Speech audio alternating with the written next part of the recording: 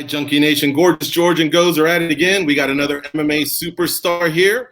We are talking to Chris Wade. He faces Arman Ospanov next Thursday, June 10th. ESPN2's got you cover. It's PFL 2021, Week 4. Welcome, Chris Wade. How are you? How you guys doing? I'm great. Yeah. Hey, you notice anything? Huh? You notice anything? You guys look quite a bit alike. That's what I noticed. Take another look. Oh, you got the same. You got that PFL hat on. And what do you got in the background there? What's that? Atlanta, New York. Oh, you kidding me? 3-1. Oh, that's foul right there. I was researching you, when we confirmed the interview with Greg Savage from PFL. I'm looking you up. I'm like, I like this guy. He likes other sports. You're talking about the Mets. You're talking about the Knicks. And so I bought this little thing over at Walmart. I figured, you know what? I'm going to bust these fighters' chops from time to time. When I have a chance, I'll make it subtle or whatever. But I figured I'd lead. You're one of my first. So tell me, how's this coming across? You just want to choke me right now, or are you liking it? Are you digging it? No, I like that actually. You got the right to rub that in. We deserve where we're sitting right now. So, I do think, I don't know how much you've been watching that series, but I do think game one was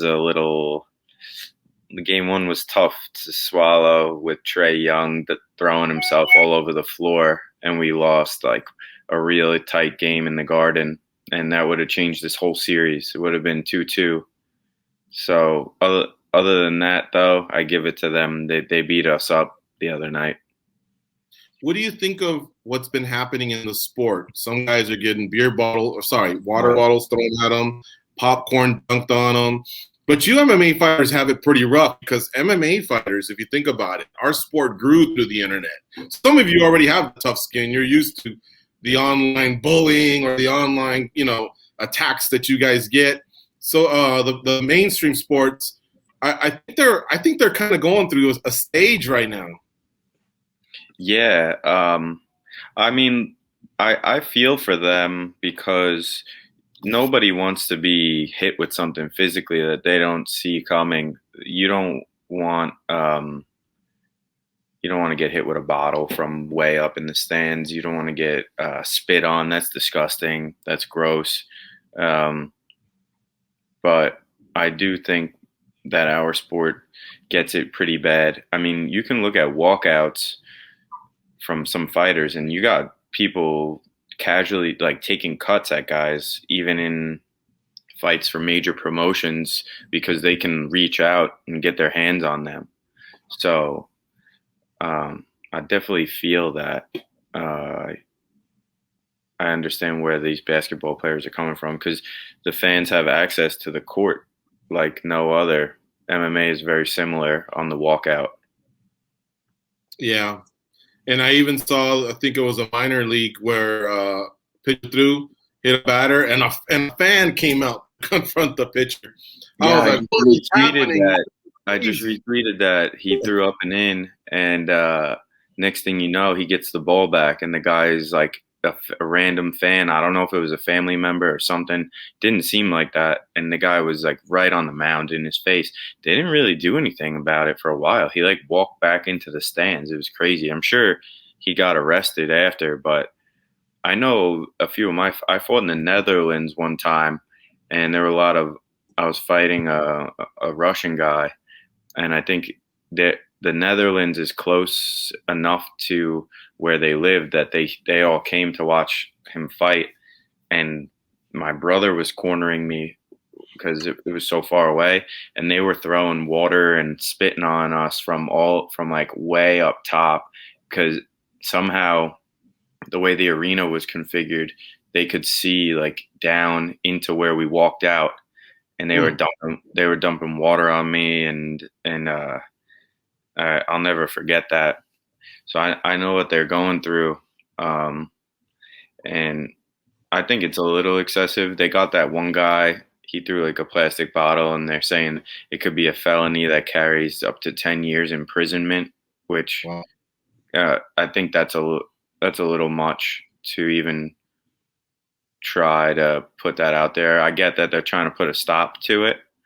Mm-hmm. Fans are getting a little brazen. You know, they're asking for, like, you remember Malice at the Palace with the Pistons? Mm-hmm. Yeah. They're asking for that again. You know, someone needs to get punched in the face. It's like it's like the social media. I get it a lot on social media. I get understand that bullying that goes on. You have these casual people that come on and tell you you're worthless, or they tell you you suck.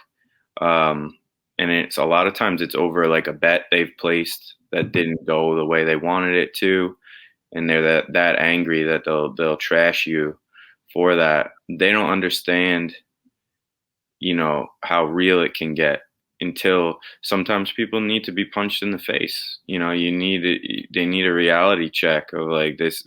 There's consequences to like confronting another able-bodied man in that way. I think society as a whole has gotten away from that way too much. There's no repercussion for saying and doing things that are inappropriate. You know, no, everyone thinks that they're kind of protected from the physicality part of doing something like that. I'd like to see somebody get just taken out, honestly. Like if he would have been able to get his hands on that guy, that would have been cool to me. Which one? Which one? The Kyrie with the bottle. That would have been pretty cool if he could have dragged him out of the stand somehow. Or even Russ got like popcorn dumped on him the other day. Like, I know for a fact Westbrook, from just seeing him, he would have snapped if he could have got his hands on that guy. And like these 9 times out of 10, the guy that did it can't hold his own against an athlete like that. Not that NBA players are fighters, but they're big, strong dudes. My man Chris Wade, man, he even went in the history books with the Malice at the Palace. For those that don't know, I believe it was like 2004 or something like that. Check out that YouTube. That was one of the scarier incidents. And I agree. I think the fans should be banned from the arena, but they got to get hit in the pocketbook, because I don't know that a lifetime ban even works. I mean, you know, just throwing on this hat and growing a beard, I think I'm a different dude. But what do I know? I don't know. But it's funny because we wanted the fans back, and they're starting to come back, but they're acting cunty. You know what I mean? Yeah, I don't know what that is. Like, you're finally allowed back in, and you're acting like animals. There's no appreciation that they're back in the arena. It's like they want to be out again. I don't know if they just don't know how to act because it's been so long and all these people have been like cooped up in the house, but they need to start getting it together because it's unacceptable. You know, these athletes are there for their entertainment, and they're treating them like you wouldn't treat an animal that way, a pet that way, and you're abusing multi-million-dollar athletes. It's insane. I will say this: I think I'm hearing you all the way, but I've always subscribed to, if a professional athlete is gonna step over that line, go for the body. I think if you hit someone in the body and just fold them over, it hurts. It sends a message. But you don't leave that lasting, you know, the black eye, the split lip.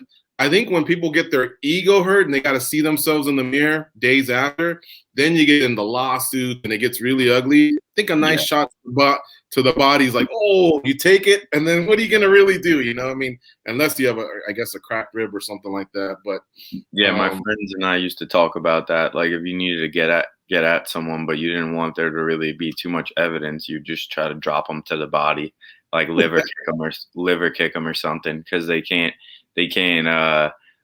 show anyone like an MRI of a bruised liver, you know. Yeah, exactly. Or a nice leg kick, a calf kick or something like that. Yeah, everyone always asks me, if I got in a fight, what would you do first outside? And I'd say, like, I would just blast somebody with a leg kick, because if you get smashed with a leg kick, people expect to be hit here in a fight. Yeah. They'll just swing back. It gets crazy, or programmed to do that. But if if someone gets in a stance and just rips a leg kick on you and it hurts, but you're nowhere near them, you start thinking right away, like, oh my God, what is this guy capable of? He just destroyed my leg in one shot. We're not used to that. So you gotta get up. That wasn't even his fastball, man. Imagine what his fastball is. I mean, he just hit me with his changeup, and I'm hurting right now. He just locked up my calf. I'm good. I'm walking away, you know. Exactly. Oh my God. I'm laughing at this. But no, I appreciate you being a sports fan, and you're a good sport about that. The Knicks being big in MMA, in the playoffs or in the NBA this season, I think was big for the city. You know, it's been a while since the Knicks kind of got back in the mix, and I missed them in the mix. I frankly thought it would be about 2-2 because Atlanta does have some talent, but we'll see. You know, teams have come back from 3-1. You never know. I am a big fan of Julius Randle. We're Laker fans, and we do look alike because we're brothers. We grew up in Southern California rooting for the Lakers, and Randle was one of the guys I feel that got away when we had a bunch of great draft picks or high draft picks. So I cheer for him, even though he plays for the Knicks now. I think he's a good guy. Yeah, except he's not showing up right now for us. So he got you there, though. He did get us here, so I am thankful for that. It's Atlanta.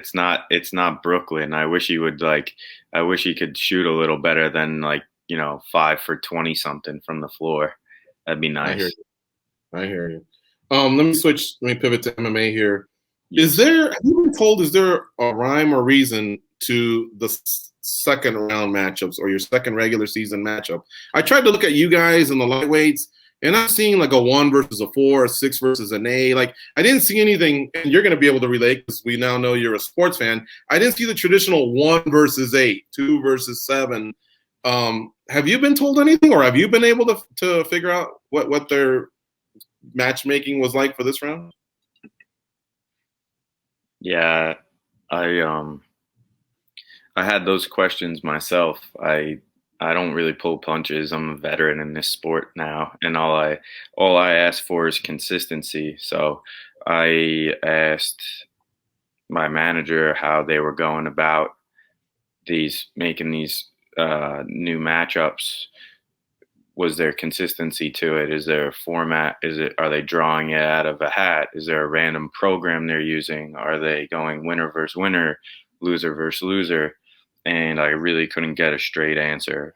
So I just I don't want to waste too much mental energy on the how and why if I can't control it. If there's something that's out of my control, I need to just do what my team and I can to be the most prepared that we can. And then once the playoffs come around, then we know, 1 fights 4 and 2 fights 3, because it's only semifinals now. So then it falls out of their control. You know what? I think they're doing their best for the most part, the PFL, to try to make the most exciting matchups that they can for the fans. That's the vibe that I'm getting, which I really understand that. I get that.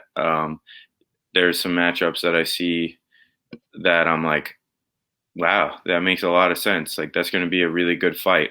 And then there's other matchups where I'm like, how did this dude get this guy? Like, really? So I think they try to do what they can, but when you leave it up in the air like that, there's definitely wiggle room for a couple of those bouts. Right. And so then you're obviously very focused on Ospanov, but you have looked at the standings and the points. You know what you need because you have 4 guys that are in the same boat as you, with wins, except Lockname has 6 points already. I imagine with just any sort of a win, he's untouchable. But then you got 4 guys with 3 wins. So this thing could literally go down to like the difference between finishing someone early in the second, late in the first. Has that entered your mind at all? Are you playing that? Or is it still like, go out there, let the fight unfold? Like, does the strategy change is my question. Yeah, I don't know if you two can even brief me on it. I don't understand how we all have 3 points, but I'm sitting in 5th as opposed to 2, 3, or 4. I don't know if that's just I don't know what the tie breaks are, because I'm pretty sure that there's one other dude who also won about 29-28, and he sits above me. So I'm not really sure where those tie breaks come in. The way that I'm approaching this fight, though, is I got a guy who didn't fight last round, right? So he has 0 points. So if he aspires to do anything deep in this tournament, he basically has to go berserk in the first round and try to finish the fight, try to knock me out in the first round. Otherwise, he's one and done this year. So I already stacked 3 points. I'm not gonna put myself in a situation where I'm gonna get in a gunfight right away with the guy who's fresh, and give him exactly what he wants or needs, because me already having points, I can afford to finish him in basically any round and probably be okay. So I sit, even though I sit 5th, I still sit in a better spot than most guys, and I want to just be smart and be like a veteran about that. I want the finish still, but I think that will come with the combination of his impatience and his need for points, and me just keeping constant pressure on him. I want to talk a little bit about that pressure, because I feel like at the end of the day, the last fight, to me, it seemed like your endurance, just you outlasted him. And I think psychologically it got in his head a little bit too, because he was hitting you with everything he had, but you didn't seem to really slow down. So even at the end of the fight, going into that fight, did you do anything different? Because like George mentioned, PFL is a different structure. People look at fights differently. How much different do you feel like you went into that fight, because your endurance was on point? Yeah, part of that, it was a blessing kind of in disguise, is that I'm down at 45 this year. So I was forced to do a ton of cardio to even just make the weight.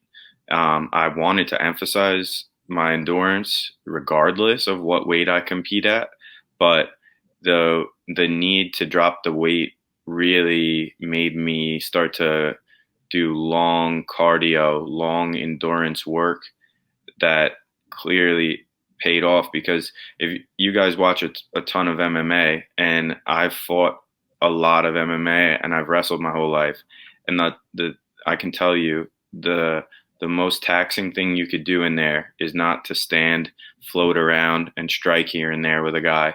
The most taxing thing you could do is to be constantly engaged in grappling and cage grappling. So he realized, I think, that for the most part, when we separated, that he was in trouble in most of the striking exchanges. And his specialty is Greco-Roman wrestling. So he tried.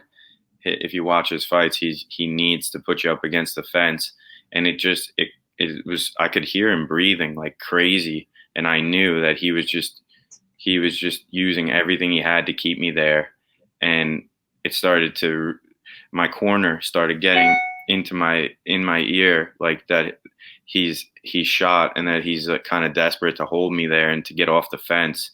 And it started really building up the confidence, where I was trying to break free and hurt him as much as I could. And I think that I'm in even better shape now than I was in that fight. So I'm excited, because this guy that I'm fighting doesn't have the endurance that Dizzy had. Dizzy spent a lot of energy, but that guy was in great shape too, and he was very strong. And this guy, he's more of a floater. He likes to back up, move around, switch stances, be fancy, but he's not physical like that other, like Dizzy was. Those are the type of guys that grind, and they gas you, they break you. And I broke him. I broke a guy that breaks people. So I know that I wish it was a 5-round fight, because I know I would have TKO'd him. I wish I needed probably about 2 more minutes to get that finish.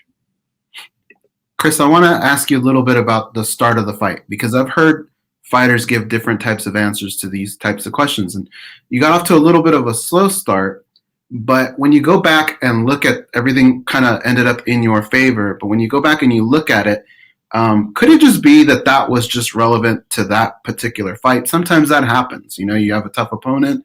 Or is it something that when you go back and look at the fight, you say, I need to address this? Yeah, so the game plan with him was that we didn't really expect a ton from him striking, and I wanted to break his legs down, like we joked about the leg kicks with the NBA stuff. And I didn't really take into account that this guy had a pretty sizable reach advantage over me. So I just went to rip a calf kick, like right off the jump. I put my hand in his chest, and usually with a guy that's about my frame or size, they can't get to me when I throw that kick because of my hand posted out.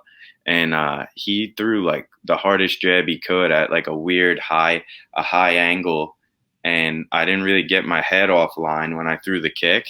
And he just, as I was leaning back throwing the kick, I kind of leaned the wrong way. Instead of going to the side, I kind of leaned back a little, and he hit a flush jab like right here, and the combination of my body weight and his force just put me right on my ass, like first jab. And I stood up like, oh shit, all right, let's go back to work on that low kick. Did it again, and I guess he was ready. They must have trained like, he's gonna come at your legs, man, because I've done that before. He popped me with another one, and then he kind of closed the gap really fast and went to his grappling. And I spent about, if you look at the fight, I probably spent like 20 seconds just internalizing, like during the bout, like, what the fuck did you just let happen? And it took me probably like a solid 20 seconds to be like, all right, let's get going again. You know, he just gave you his best shot twice. And it turned out that was true. Like, I guess his jab, we didn't study that crazy, but his jab was like awkward, and it was his best punch. And he kept trying to go to the well on it, but he got more and more tired. It got slower and slower. And that's when I was able to start slipping it and doing a little bit of work. I was just thinking, sounds like you could use the 20, you know, at first. Go talk to the coach and then go make that adjustment and then go out there. But you can't. Once it starts, it's on. You know what I mean? Yeah. But you made the adjustment, and that's good. That's what good fighters do, is make adjustments. Yeah, just had to make an adjustment. At the end of the day, it was a jab. It was super early in the fight. He didn't really do any damage with the jab. It wasn't a thing where I was like, you know, seeing stars. I was hurt. It was just bad positioning. So you see that all the time. You see dudes throw a bad kick and wind up on their back without even being touched. So I threw kind of not the best kick, but I also ate a nice well-timed jab, and that's what happens in the sport. Is like, you know, you could get sat down with little gloves on like that. He was a very, very strong dude. I did underestimate that. He had some like freakish, especially like grip strength. He just we call it from wrestling in New York like farm boy strength. He had that farm boy strength that you can't explain. He doesn't look like a weightlifter or like a bodybuilder, but he's just got this raw power to him. And you got to wear on guys like that. I love how you explained the details. This past weekend, I was watching Haney, the boxing match between Haney and Linares. And in boxing, it's so much easier to watch your footwork. You could tell they're fighting to be the outside guy. And sometimes you get consumed watching that because you're not going to miss as much. They just throw hands in boxing. But in MMA, there's so many things to look out for. I can't imagine what you all are trying to compute.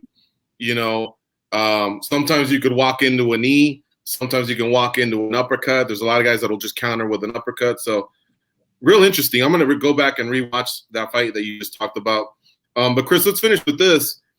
Another thing that I think is going to be pretty cool is as you guys are in the locker room, or I'm not sure how they're handling it because of COVID, maybe they bust you guys in one at a time. Maybe you watch some of these fights in your own hotel room. But it's going to be interesting how it actually unfolds. Some points will be delivered to you before you step in, but then after you step in, there's some of these cats that we were talking about that are sitting with 3 points. They're going to see your work as well.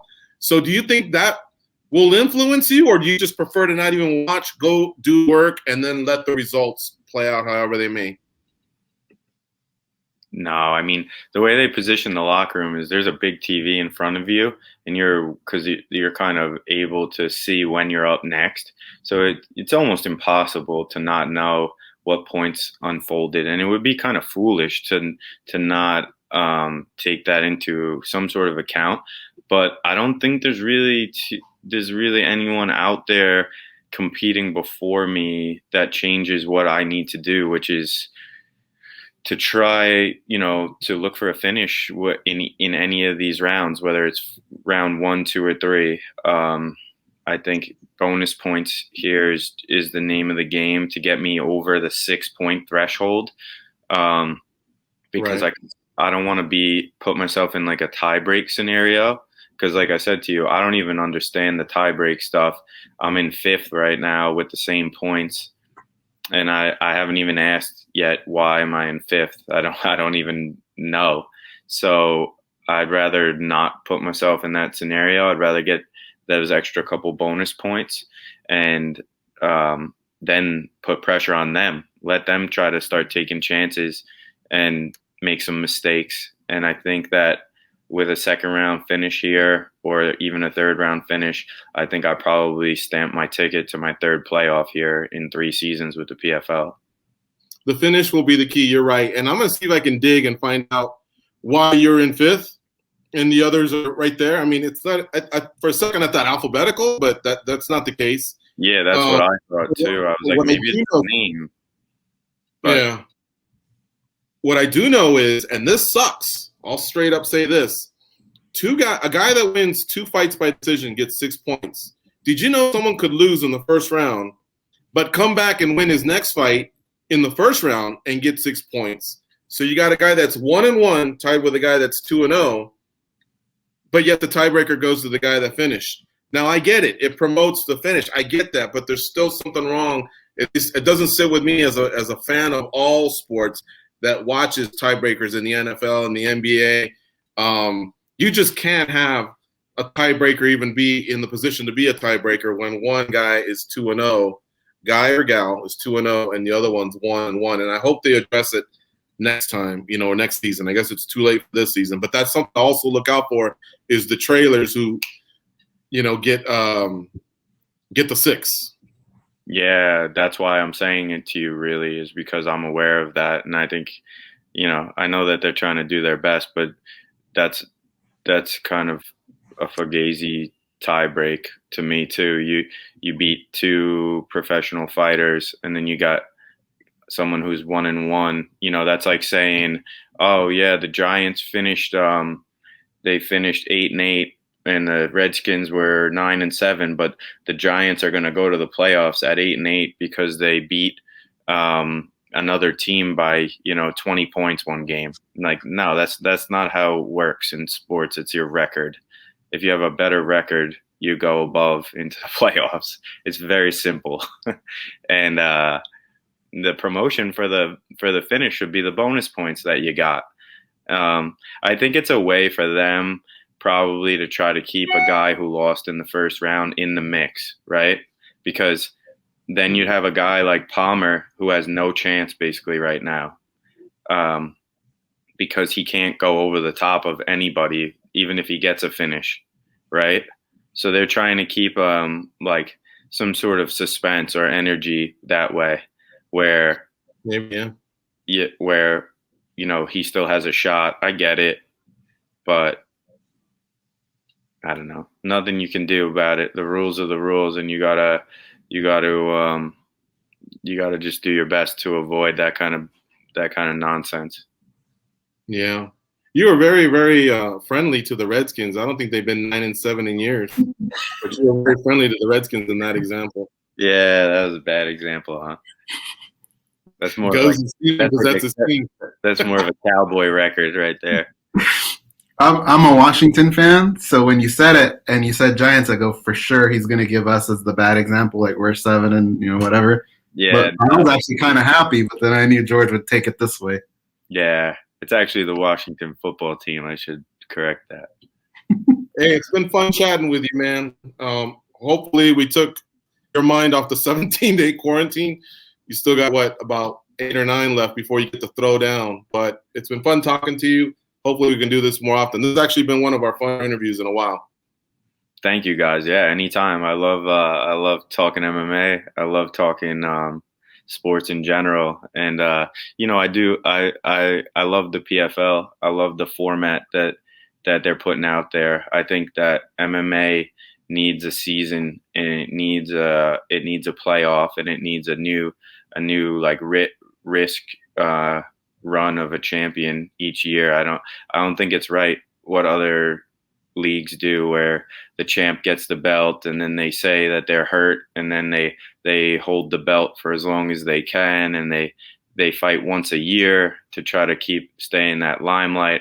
I think that thing's got to go up for grabs, just like an NFL championship does, just like an NBA championship does, MLB, every single season. You don't get to just like politic and hold and pick and choose. So the PFL has it right. They have the format better than any other organization in the world, and I respect them for that.